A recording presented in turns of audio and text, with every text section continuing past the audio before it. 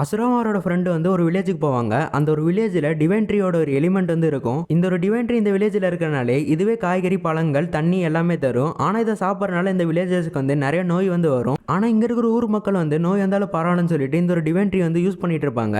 ஏன்னா வந்து இதுக்கு முன்னாடி இவங்களோட வில்லேஜ் வந்து வறண்ட பூமியா இருந்திருக்கும். இவங்களுக்கு சாப்பிட சாப்பாடும் கிடைச்சிருக்காது, குடிக்க தண்ணியும் கிடைச்சிருக்காது. இவங்களும் வந்து அவங்க வில்லேஜ்ல இருக்கிற நிறைய நிலத்தை வந்து தோண்டி பார்ப்பாங்க. ஆனா எந்த ஒரு நிலத்திலயும் வந்து தண்ணி கிடைச்சிருக்காது. அதனால இந்த டிவைன்ட்ரி இவங்க யூஸ் பண்ண ஆரம்பிச்சிருப்பாங்க. இதை தெரிஞ்சுக்கிட்ட அசுரா வந்து உங்களுக்கு குடிக்க தண்ணி தானே வேணும், உங்களுக்கு குடிக்க தண்ணி கிடைச்சா இந்த ஒரு டிவைன்ட்ரியை நீங்க யூஸ் பண்ண மாட்டீங்களான்னு சொல்லிட்டு அவரே தனியால இங்க இருக்கிற நிலத்தை வந்து தோண்ட ஆரம்பிப்பாரு. இவர் தனியால இவங்க வில்லேஜ் சரி செய்யணும்னு சொல்லிட்டு கஷ்டப்படுறத பார்த்து இங்க இருக்க வில்லேஜர்ஸ் வந்து அசுரக்கு உதவி செய்ய வருவாங்க. இதனால அசுரா என்ன பண்ணுவார்னா அவர்கிட்ட இருக்கிற சக்கராவை எல்லாத்துக்கும் பரிமாறிட்டு அவருக்கு தெரிஞ்ச நிஞ்சுட்சுவை எல்லாத்துக்கும் வந்து சொல்லி கொடுப்பாரு. இதனால இவங்க எல்லாரும் ஒன்று சேர்ந்து ஒற்றுமையா அந்த நிலத்தை தோண்ட ஆரம்பிப்பாங்க. கடைசியில தோண்டி தோண்டி இவங்களுக்கு வந்து தண்ணியும் கிடைச்சிரும். இந்த தண்ணி கிடைச்சதுனால இந்த வில்லேஜர்ஸ் வந்து அந்த டிவைன்ட்ரியை வந்து எரிச்சிருவாங்க. இதுக்கப்புறம் வில்லேஜர்ஸ் வந்து அவங்க